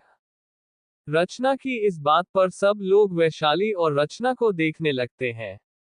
अब आगे सारंग विला। रचना के ये कहने पर कि वैशाली भी दिखने में अच्छी खासी है, उसने कितने लोगों को अमृत की तरह फंसाया था, सभी लोग उन दोनों को देखने लगते हैं। वैशाली रचना की बात का जवाब देते हुए मुस्कुराकर बोली, अब का करे काकी सासू, हमारा जलवा ही ऐसा था बनारस में कि कोई लौंडा हमारे करीब आने की कोशिश नहीं करता था। विप्लव वैशाली की बात पर एक्साइटेड होते हुए बोला, क्या तुमने वहां लड़कों की पिटाई की थी? वैशाली विप्लव की बात पर मुस्कुराते हुए बोली, तुम सिर्फ पिटाई की बात करते हो, हमने गंगा घाट में इतने लोगों को डुबो डुबो कर मारा है, ना कि साला कोई मायका लाल हमसे पंगा। रचना वैशाली की बात को बीच में काटकर बोली, मुझे पहले इतना तो पकड़ता था कि तुम एक जाहिल गवार लड़की हो, लेकिन आज पता चल गया कि तुम एक नंबर की बदतमीज और गुंडी भी हो। वैशाली रचना की बात पर बोली, सॉरी काकी सासू, हमको पता नहीं था कि आपको हमारे बारे में इतनी अच्छी तरीके से पता चल गया। रचना कुछ देर वैशाली को घूरने के बाद अपने कमरे की तरफ चली जाती है। निर्जला वैशाली के कंधे पर हाथ रखते हुए बोली, रचना की बातों का बुरा मत माना करो। वैशाली निर्जला की बात को टालते हुए बोली, ऐसी कोई बात नहीं है माँ, हमको उनकी बातों का बुरा नहीं लगता है, बल्कि अच्छा लगता है कि चलो कोई तो है जो हमसे लड़ने को हमेशा तैयार रहता है। निर्जला वैशाली की बात पर मुस्कुरा देती है। वैशाली विप्लव की तरफ देखते हुए बोली, तुम कहाँ जा रहे हो इस खरगोशिया को लेकर? अदिति वैशाली की बात पर मासूम सा चेहरा बनाकर बोली, खरगोशिया नहीं कहते बनी कहते हैं। वैशाली अदिति के बालों पर हाथ फेरते हुए मुस्कुराकर बोली, हाँ हाँ हमारी बनी रानी, वही तो पूछ रहे हैं, कहाँ जा रही हो अपने इस कंगारू के साथ? विप्लव घूरकर वैशाली की तरफ देखता है और अदिति मुस्कुराते हुए वैशाली से कहती है, वापी मुझे मॉल लेकर जा रहा है घुमाने के लिए, एक काम करते हैं ना, आप भी चलो हमारे साथ। वैशाली अदिति की बात पर महक की तरफ देखते हुए बोली, दीदी आप भी चलो ना हमारे साथ। मैं तो चलूंगी, कितने दिन हो गए मुंबई आए, अभी तक घूमी नहीं हूं मैं। महक निर्जला की तरफ देखती है तो निर्जला मुस्कुराते हुए कहती है, जाओ घूम कर आ जाओ बच्चों के साथ, लेकिन शाम होने से पहले आ जाना। महक निर्जला की बात पर अपना सिर हिला देती है और चारों मॉल के लिए निकल जाते हैं। सारंग कंपनी। मृत्युंजय अपने केबिन में बैठा हुआ था, तभी मृत्युंजय का फोन बजने लगता है। मृत्युंजय कॉल अटेंड करते हुए बोला, बोलो शेख। शेख थोड़ा घबराकर बोला, बॉस वो लेडी बॉस और विप्लव सर के साथ वो बच्ची और अमृतसर की वाइफ मॉल निकले हैं। मृत्युंजय अपनी मुट्ठी मजबूती से बंद कर अपने गुस्से को कंट्रोल करते हुए बोला, ओके। गार्ड्स गए उनके साथ। शेख घबराते हुए बोला, विप्लव बॉस ने मना कर दिया। लेकिन मैंने। मृत्युंजय शेख की बात को बीच में काट गुस्से से बोला, तुमसे कहा था ना मैंने मेरी फैमिली के हर मेंबर के ऊपर नजर रखना, तुमसे इतनी बड़ी गलती कैसे हो सकती है शेख? शेख जल्दी से बोला, मैंने गार्ड भेजे हैं बॉस। मृत्युंजय गहरी सांस लेकर बोला, उनके ऊपर नजर रखो, अगर कुछ भी अजीब नजर आता है तो तुरंत मुझे इन्फॉर्म करो। शेख के बॉस कहता है तो मृत्युंजय कॉल कट कर देता है। कॉल कट होते हैं, राजीव अंदर आते हुए मृत्युंजय से कहता है, मिस्टर बत्रा आए हैं, तुम्हारी मीटिंग है उनके साथ, कॉन्फ्रेंस रूम में इंतजार कर रहे हैं। मृत्युंजय एक गहरी सांस ले कुर्सी से खड़ा हो जाता और अपने कोट का बटन लगाते हुए कॉन्फ्रेंस रूम की तरफ निकल जाता है। Infinity mall. महक, विप्लव, वैशाली और अदिति खड़े हुए थे। अदिति अपना सिर उठाकर पूरे मॉल को घूर घूर कर देख रही थी। उसकी नजर केएफसी काउंटर पर जाती है। अदिति अपने कदम उस तरफ बढ़ा देती है।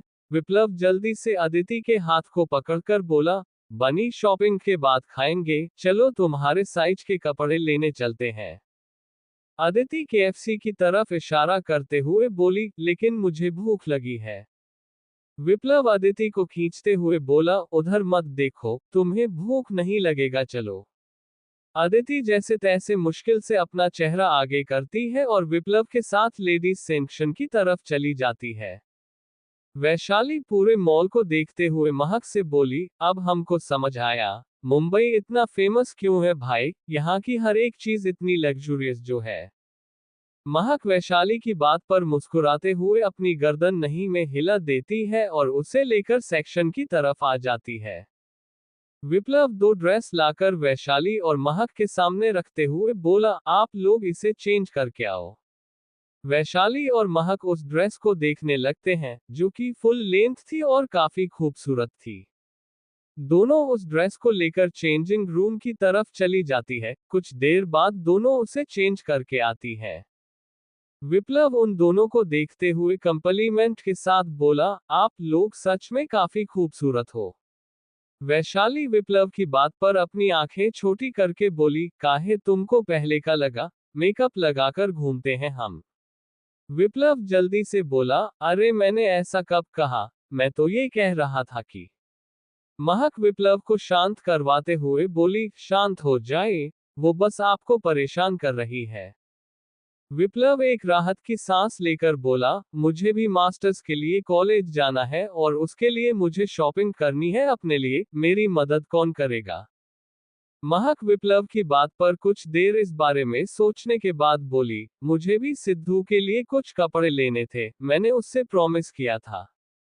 विप्लव मुस्कुराते हुए बोला, बस नेकी और पूछ पूछ, चलिए साथ में करते हैं शॉपिंग। महक अपना सिर हिलाती है और विप्लव के साथ मेंस सेक्शन की तरफ चली जाती है। वैशाली अदिति के पास जाने लगती है कि कोई उसके हाथ को पकड़ लेता है। वैशाली पलटकर देखती है तो उसकी आंखें छोटी हो जाती हैं। लल्लन वैशाली की हाथ को मजबूती से पकड़ते हुए बोला, आखिर वैशाली मैडम हमारे हाथ लगी गई ही गई। साला 2 दिन से भूखे प्यासे तुमको ढूंढ रहे हैं हम यहाँ पर। वैशाली लल्लन से अपना हाथ छुड़ते हुए बोली, अबे ओ फटी हुई धोती की पैदाइश, साला तुमको दिखाई नहीं दिया था क्या काशी विश्वनाथ के मंदिर में शादी हुई थी हमारे पति से।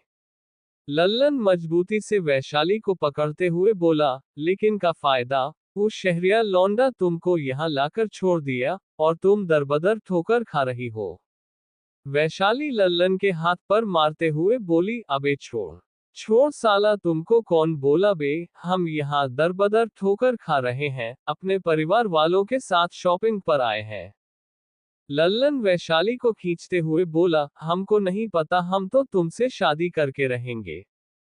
वैशाली सीटी बजाते हुए बोली, अबे ओ लाखन, साला हमारी दूसरी शादी हो जाएगी तब जाकर कुछू करोगे का, लेकर जाओ इसको यहाँ से। लाखन और उसके लोग जो कि वैशाली के साथ ही आए हुए थे, वैशाली के सीटी बजाने पर वहां पर आ जाते हैं, लेकिन लल्लन के लोग उन्हें घेर लेते हैं। लल्लन हंसते हुए बोला, अंडस्को हा हा हा, इस बार तुमको अपने हाथ से नहीं जाने देंगे। वैशाली, चाहे कुछ हो जाए, शादी तो तुमसे करेंगे हम। वैशाली लल्लन को खुद से दूर धकेलकर एक थप्पड़ लल्लन के गाल पर जड़ देती है और उसके कॉलर को मजबूती से पकड़कर कहती है, भूल गए का हुआ था बनारस में। लल्लन गुस्से में वैशाली को घूरते हुए बोला, और तुम भूल गई क्या, दरबदर की ठोकर खा रही थी बनारस में, जब तुमको देवराज सिसोदिया ने अपने घर में पनाह दिया था। लेकिन वो कहते हैं ना, तुम्हारी कुत्तियां तुम ही को काटे, तुम बिल्कुल वैसी हो। वैशाली लल्लन की गर्दन पर अपनी पकड़ मजबूत करते हुए बोली, मुझको कुत्तिया कहा तुमने, I am telling you for the last time, मुझे अंडरस्टिमेट करने की कोशिश बिल्कुल मत करना तुम। लल्लन तिरछी मुस्कान के साथ बोला, जब पता चलेगा ना उस लौंडे को कि तुम कैसी लौंडिया हो, तब देखना कैसे अपने घर से तुमको धक्का मारकर निकालेगा वो। वैशाली लल्लन को खुद से दूर कर लाखन की तरफ देखते हुए बोली, इसे वापस सही सलामत बनारस छोड़ दो, अगर ज्यादा चूचा करें तो बीच में ही गला घोट देना। लल्लन वैशाली के बालों को मजबूती से पकड़ते हुए बोला, साली दो कौड़ी की लड़की, हम तुमसे शादी करना चाहते हैं और तुम हमको कुत्ते की तरह साइड कर रही हो। वैशाली झुककर लल्लन की हाथ को पकड़कर मोड़ देती है और उसके कमर पर लगा पीछे से उसके पीठ पर लात मारते हुए कहती है, तुमको कहें न हमसे पंगा मत लो, वरना वैशाली का खौफ कितना विशाल है कि तुम तो अच्छे से जानते हो। लल्लन अपने लोगों की तरफ देखते हुए गुस्से से बोला, अब का हमारी अर्थी उठ जाएगी, तब जाकर तुम लोग कुछ करोगे, अबे सालो मरो। लल्लन के चिल्लाने पर उसके जितने भी गुंडे थे, सभी लाखन और वैशाली से भिड़ जाते हैं। इधर मृत्युंजय के गार्ड्स जब वैशाली को झगड़ा होता हुआ देखते हैं, तो जल्दी से शेख को इन्फॉर्म कर देते हैं। इधर महक, अदिति और विप्लव जब चिल्लाने की आवाज सुनते हैं, तो बाहर आते हैं, तो देखते हैं, वैशाली एक लड़के को बुरी तरीके से मार रही थी। विप्लव अपनी आंखें बड़ी करके बोला, ये क्या हुआ? आज सुबह ही ये कह रही थी कि ये मारपीट जानती है, लेकिन यहाँ पर सीधा मारपीट कर रही है। अदिति ताली बजाते हुए बोली, कितना अच्छा फाइटिंग करती है वैशाली दीदी, देखो अंकल को कितना मार रही है। महक विप्लव की तरफ देखते हुए बोली, विप्लव जाकर उसकी मदद करो। विप्लव महक की बात पर अपना सिर हिलाता है और जल्दी से उन लोगों की तरफ चला जाता है। लल्लन वैशाली से खुद को छुड़ाते हुए एक थप्पड़ वैशाली के गाल पर जड़ देता है और मासूम सा चेहरा बनाते हुए नाटक के साथ कहता है, अरे अरे हमको माफ कर दो, तुम इस तरीके से हमारे हाथ को पकड़ी थी ना, तो हमको दर्द हो रहा था और हमको गुस्सा आ गया, इसलिए तुमको थप्पड़ मार दिए। वैशाली जिसका गाल लाल हो गया था और उसके गालों पर लल्लन के उंगलियों के निशान बन गए थे, वो गुस्से से लल्लन की तरफ बढ़ती है, तभी उसे गन लोड होने की आवाज सुनाई देती है। वैशाली के कदम रुक जाते हैं। लल्लन के हाथ में पिस्तौल थी। लल्लन अपने गले को स्ट्रेच करते हुए वैशाली से बोला, उस शहरिया से बंदूक की नोक पर शादी किया था ना तुमने, चलो आज हमरे साथ भी ट्राई कर लो। महक जब पिस्तौल देखती है तो घबरा जाती है। अदिति डर से महक के हाथ को पकड़ते हुए बोली, दीदी गुंडे अंकल के पास पिस्तौल है। विप्लव वैशाली को साइड कर लल्लन के सामने आते हुए बोला, क्या दिक्कत है तुम्हारी, क्यों परेशान कर रहे हो तुम? लल्लन वैशाली की तरफ देखते हुए बोला, अबे साला, हमको लगा था वैशाली मैडम की शादी हो गई तो किसी और मर्द की तरफ देखेगी नहीं, लेकिन यहाँ तो एक ने छोड़ा नहीं कि दूसरा पकड़ लिया। वैशाली लल्लन की बात पर गुस्से से बोली, तुझे खुद नहीं पता कि तेरा बाप कौन है, मुझसे बात करता है। लल्लन वैशाली की बात पर हंसते हुए बोला, हाँ हाँ हाँ, हमारे बाप का नाम दीनानाथ है और बनारस में ठेकेदारों में से एक है। विप्लव लल्लन की बात को सुन कुछ सोचते हुए वैशाली से बोला, इसका मतलब ये तुम्हारे रिश्तेदार है, तो फिर तुमसे झगड़ा क्यों कर रहे हैं? वैशाली विप्लव की बात पर बोली, घर चलकर फुर्सत से बताऊंगी, लेकिन पहले इससे तो निपट ले। विप्लव उदास होते हुए बोला, लेकिन मैं क्या करूं, इसके हाथ में तो पिस्तौल। तभी कोई पीछे से लल्लन के कान के नीचे अपनी कोहनी से बहुत जोर से मारता है और उसके हाथ से पिस्तौल छीन लेता है। ये सब कुछ इतने अचानक हुआ था कि किसी को समझने का मौका ही नहीं मिलता। जब वैशाली और विप्लव उस तरफ देखते हैं तो दोनों की आंखें बड़ी हो जाती हैं। महक पिस्तौल को लल्लन के कान के नीचे रखते हुए बोली, सिर्फ ट्रिगर दबाऊंगी और तुम्हारी खोपड़ी उड़ जाएगी, इसलिए अपने ये 2 टके की गुंडे लेकर यहां से निकलते बनो। लल्लन घबराते हुए बोला, तुम्हारा दिमाग खराब है का, कौन हो तुम और तुमसे हमरी का दुश्मनी है? महक लल्लन की पीठ पर अपने घुटने से मारते हुए बोली, मेरे परिवार वालों को परेशान कर रहे हो और मुझसे पूछ रहे हो कि मेरी क्या दुश्मनी हो सकती है तुमसे, छोड़ो उन सबको। लल्लन अपने लोगों की तरफ देखते हुए बोला, अबे साला छोड़ दोगे, वरना ये झांसी की रानी हमको मार देगी। लल्लन के सारे आदमी जो लाखन के लोगों से लड़ रहे थे, उसकी बात पर रुक जाते हैं, जिसे देखने के बाद महक विप्लव की तरफ देखते हुए कहती है, विप्लव पुलिस को कॉल करो। विप्लव अपना सिर हिलाकर जल्दी से अपना फोन निकाल पुलिस को कॉल करता है। जब अदिति डर से महक के हाथ को पकड़ रही थी तभी महक में देखा था कि लल्लन का ध्यान बिल्कुल भी उन लोगों की तरफ नहीं है और उसके लोग भी वैशाली के आदमियों से लड़ने में बिजी है। इसी का फायदा उठाकर महक ने लल्लन को पीछे से जाकर लल्लन को मारा था। लल्लन जो कि एकटक वैशाली को घूर रहा था, बिना महक की तरफ देखे कहता है, जिन लोगों के लिए तुम अभी हमसे लड़ रही हो ना, कहीं ऐसा ना हो ये वैशाली मिश्रा नाम की चुड़ैल तुम्हारे घर की सारी खुशियां छीन ले। महक लल्लन के सामने आकर बोली, वैशाली मेरी बहन है, मेरे घर वालों को उससे कोई खतरा नहीं है, लेकिन तुमसे जरूर खतरा है। लल्लन जब महक को देखता है तो उसकी नजरें महक पर ही टिक जाती हैं। लल्लन महक को देखते हुए मदहोशी भरी आवाज में बोला, अबे साला ये तो वैशाली से भी खूबसूरत है बे। महक खुद को यूं घूरता हुआ पाकर अपना पैर उठा देती है, जो कि सीधा लल्लन के टांगों के बीच लगता है। विप्लव अपनी आंखें बंद कर जल्दी से अपने पैरों के बीच पकड़ लेता है। महक पिस्तौल के पीछे वाले हिस्से से लल्लन के मुंह पर बहुत जोर से मारती है, जिस कारण लल्लन फर्श पर गिर जाता है। महक लल्लन को घूरते हुए बोली, मुझे बिल्कुल नहीं पसंद, मेरे पति के अलावा कोई मुझे इस तरीके से देखता है तो। लल्लन महक को देखते हुए बोला, हमको लगा था कि खूबसूरती है तो। महक लल्लन की बात को बीच में काटकर बोली, मैं कमजोर सिर्फ उनके लिए हूँ जिनके सामने बनना चाहती हूँ, वरना डांस के साथ मार्शल आर्ट में ब्लैक बेल्ट हूँ। समझे? विप्लव अपनी आंखें खोलकर इधर उधर देखता है तो सब महक और लल्लन को देख रहे थे और काफी भीड़ जमा हो चुकी थी।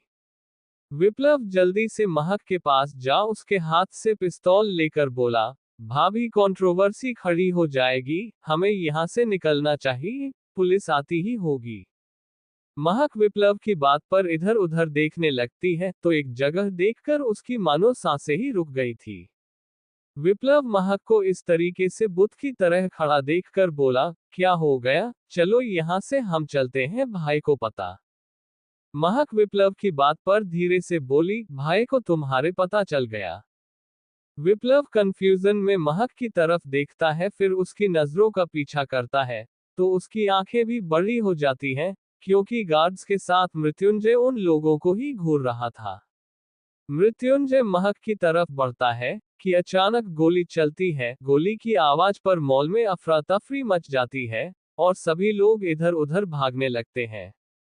अब आगे इन्फिनिटी मॉल। अचानक गोली चलने की आवाज से मॉल में अफरा तफरी मच चुकी थी। मृत्युंजय सारे बॉडीगार्ड्स के साथ जल्दी से महक की तरफ आता है तो देखता है वहां पर महक नहीं थी। मृत्युंजय विप्लव को देखता है जिसके बाह पर गोली लगी थी। मृत्युंजय जल्दी से विप्लव को संभालते हुए बोला, विप्लव।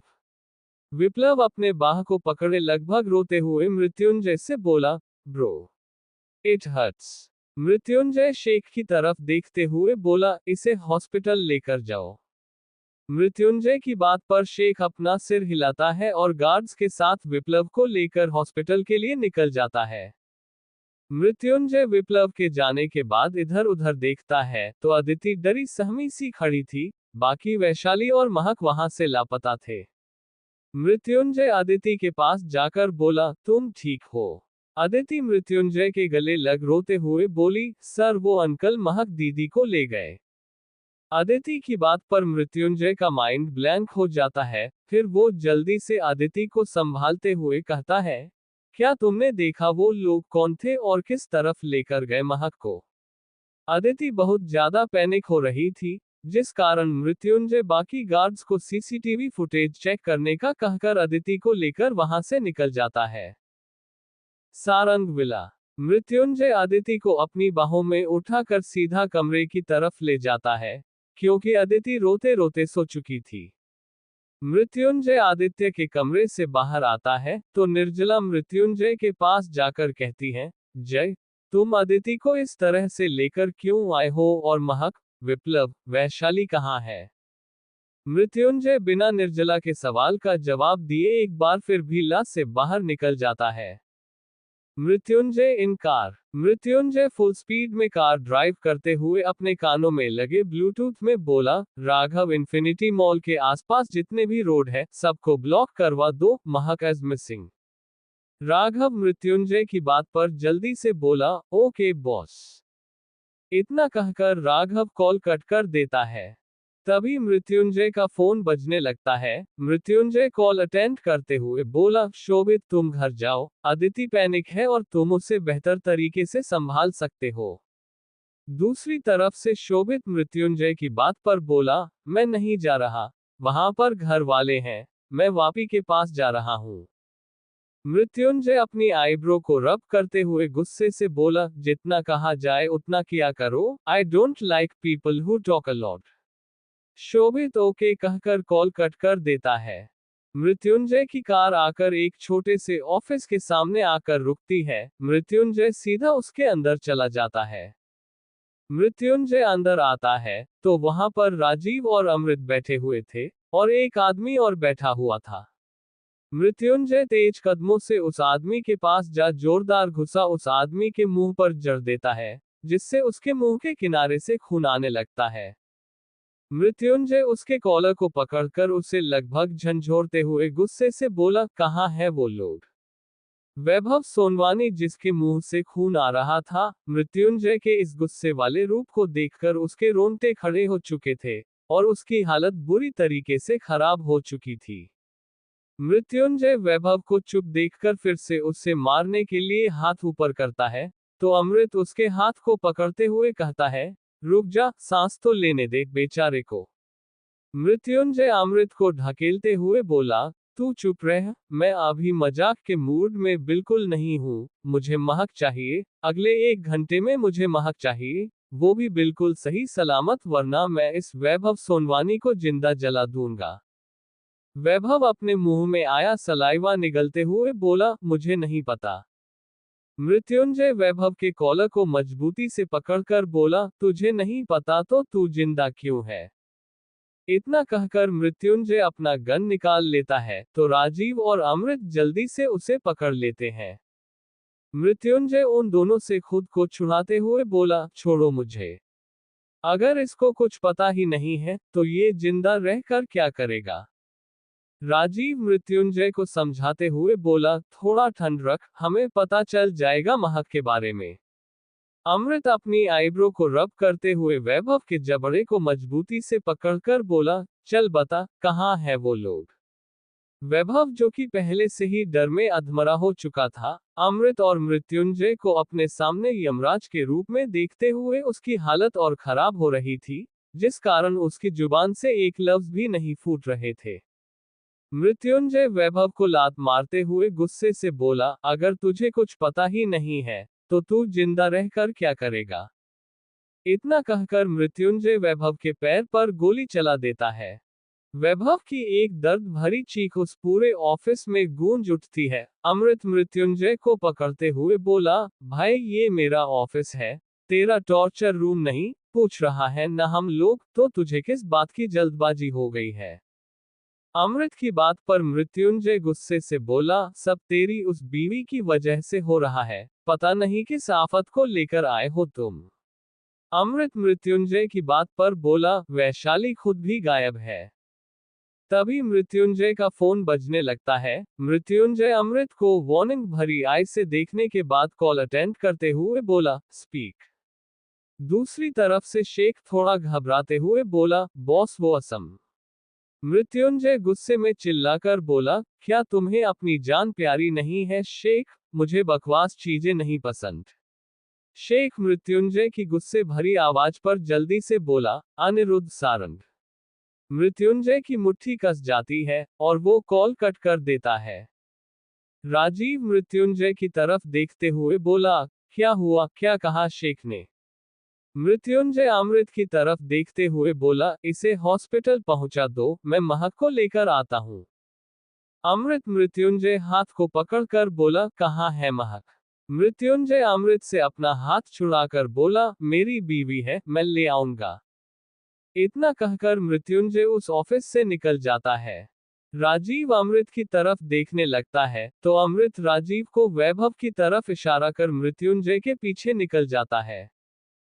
भैरवी विलास। मुंबई के आखिरी छोर पर एक आलीशान विलास था, जो दिखने में काफी खूबसूरत था। महक वही सोफे पर आधी बेहोशी की हालत में पड़ी हुई थी, तभी महक को अपने गाल पर किसी की छुअन महसूस होती है। महक अपनी धुंधली आंखों से देखने की कोशिश करते हुए बोली, कौन हो तुम? वो लड़का नीचता पूर्वक हंसते हुए बोला, हा, ये जानकर क्या करोगी भाभी, लेकिन कुछ भी कहो, हो तुम बहुत खूबसूरत। ये कहते हुए अनिरुद्ध महक के होठों को छूने लगता है। महक अपने होश को संभालने की कोशिश करते हुए बोली, दूर रहो मुझसे। अनिरुद्ध महक के बालों पर हाथ फेरते हुए उसके बालों को मजबूती से पकड़ खींचता है, जिससे कि आह निकल जाती है। अनिरुद्ध महक के चेहरे के बिल्कुल करीब आकर बोला, हमने पहले ही मौका दिया था आपको, उस मृत्युंजय को छोड़कर हमारे पास आ जाए, लेकिन आपने हमें ठुकरा दिया, जिससे हम बहुत हट हुए हैं। महक को अब लगभग होश आ चुका था। वो अनिरुद्ध को खुद से दूर करने की कोशिश करते हुए बोली, दूर रहो मुझसे, क्या तुम्हें नहीं पता मैं तुम्हारे भाई की पत्नी हूँ, क्या तुम्हें जरा सी भी शर्म नहीं आ रही? अनिरुद्ध महक के हाथों को मजबूती से पकड़ते हुए बोला, अरे भाभी काहे की शर्म, बल्कि अब तो आपको भी नहीं शर्माना चाहिए। चलिए हम दोनों एक दूसरे में खो जाते हैं, मैं आपको उस मृत्युंजय से भी खुश रखूंगा। महक अनिरुद्ध को खुद से दूर करने की कोशिश करती है, लेकिन अनिरुद्ध महक को नहीं छोड़ता। तभी बाहर एक जीप आकर रुकती है, और उसमें से दो लोग बाहर आते हैं। गार्ड्स उन दोनों को देखते हुए बोला, बॉस ने अभी किसी को भी अंदर जाने से मना किया है। गार्ड्स की बात उनमें से एक लड़का गार्ड को घूरते हुए बोला, तुम्हें पता हम लोग कौन है? देखो बेटे लाल, ज्यादा टुनटुनी मचाने की कोशिश मत करो, और हमको जाने दो, वरना तुम्हारी पेंट के उस सिरे पर गोली मरेंगे कि तुम खुद कंफ्यूज आ जाओगे कि एक नंबर कहाँ से करे और दो नंबर कहाँ से करे। गार्ड्स एक दूसरे को देखने लगते हैं, जिस पर वो लड़का अपनी गन निकल लेता है, तो गार्ड्स उन्हें अंदर जाने दे देते हैं। वो दोनों लड़के विलास के अंदर चले जाते हैं।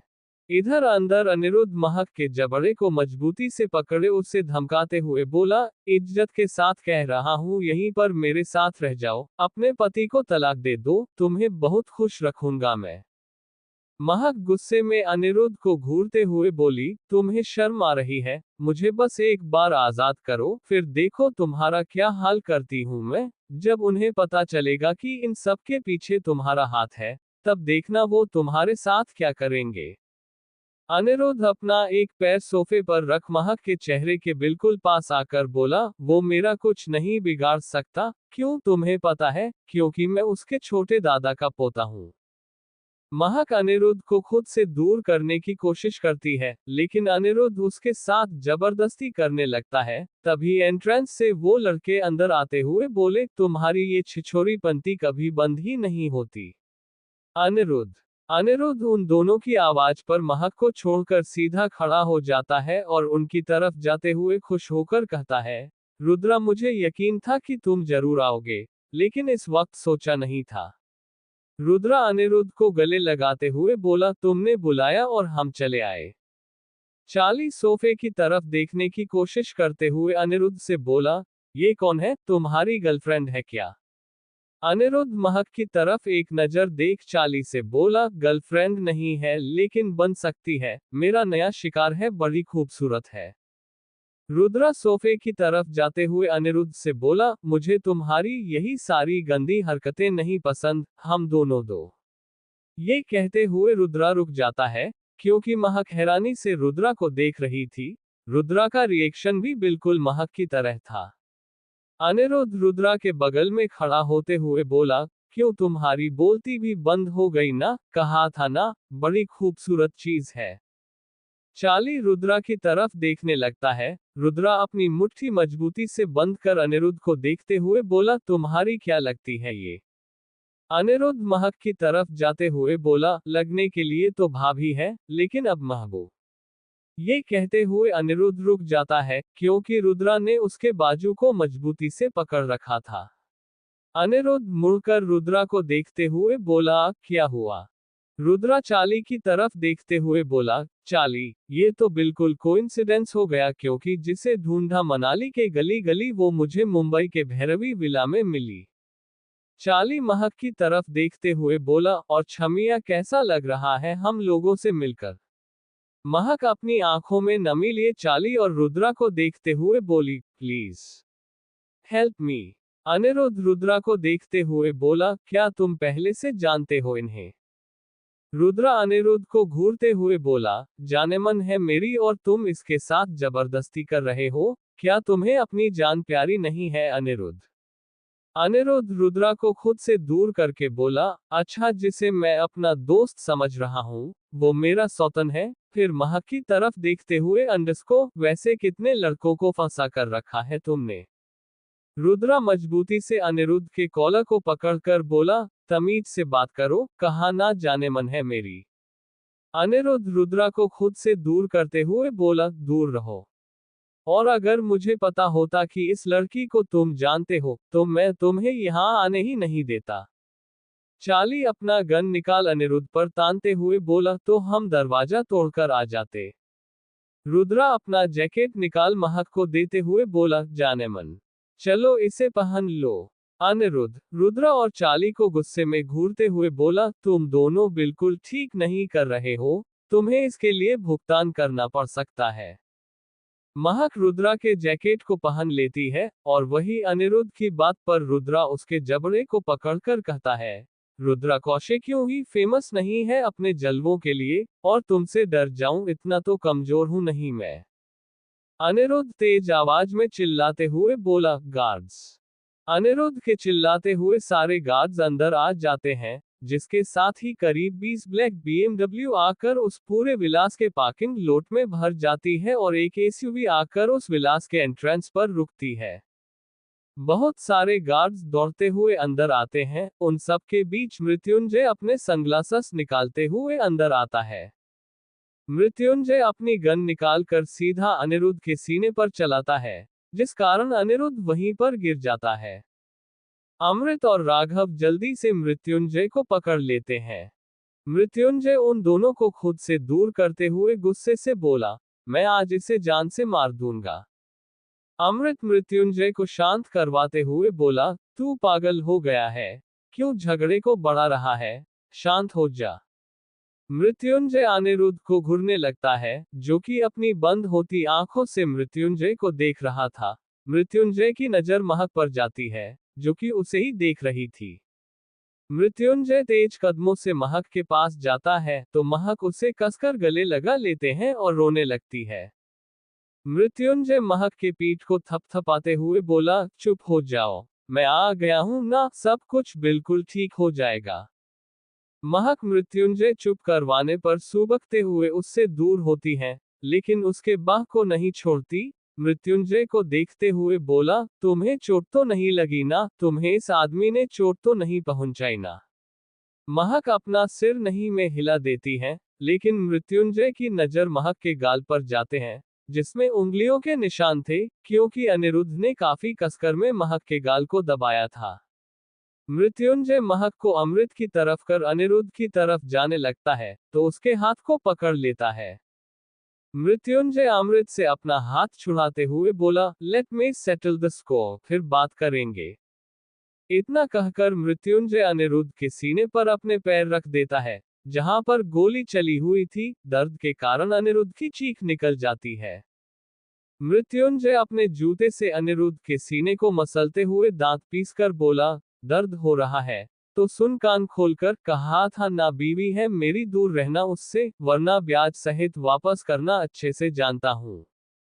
इतना कहकर मृत्युंजय अपनी गन निकालकर अनिरुद्ध के माथे के बीच में चला देता है। महक अपनी आंखों के सामने एक मौत होता हुआ देखकर बेहोश हो जाती है। अमृत निराशा में अपनी आंखें बंद कर लेता है। रुद्रा कभी मृत्युंजय को देख रहा था, तो कभी नीचे लाश की तरह पड़े अनिरुद्ध को। मृत्युंजय मुड़कर रुद्रा की तरफ घूरने लगता है। मृत्युंजय के इस तरह से देखने पर रुद्रा भी मृत्युंजय को घूरते हुए बोला, मुझे क्या घूर रहे हो, हाँ, तुम्हारी बीवी की जान बचाई है मैंने। मृत्युंजय चार्ली की तरफ देखता है, तो चार्ली रुद्रा के पीछे खड़ा हो जाता है, क्योंकि उसे डर था कि पिछली बार की तरह मृत्युंजय फिर से उस पर गोली ना चला दे। मृत्युंजय रुद्रा के पास उसके गाल को अपनी गन से थपथपाकर बोला, मेरी बीवी की जान बचाई है इसलिए अभी जिंदा खड़े हो, वरना इस 2 टके के कमीने के बगल में तुम्हारी लाश भी पड़ी होती। रुद्रा मृत्युंजय के हाथ को दूर करते हुए बोला, पहले तो दूर रहकर बात करो, और हाँ, हम दोनों का लव ट्रायंगल अभी भी खत्म नहीं हुआ है। अब तो मैं मुंबई आ गया और मुझे पता चल गया कि मेरी जानेमन मुंबई से है, तो मैं इतनी आसानी से उसे नहीं छोड़ने वाला। चार्ली रुद्रा के हाथ को मजबूती से पकड़कर धीरे से बोला, तुम्हारा दिमाग खराब हो गया है बॉस, इस छमिया के पीछे अपनी जवानी लुटाओगे क्या? अरे मनाली चलते हैं वापस, वहां पर शीला, मोहिनी, रीटा सब है।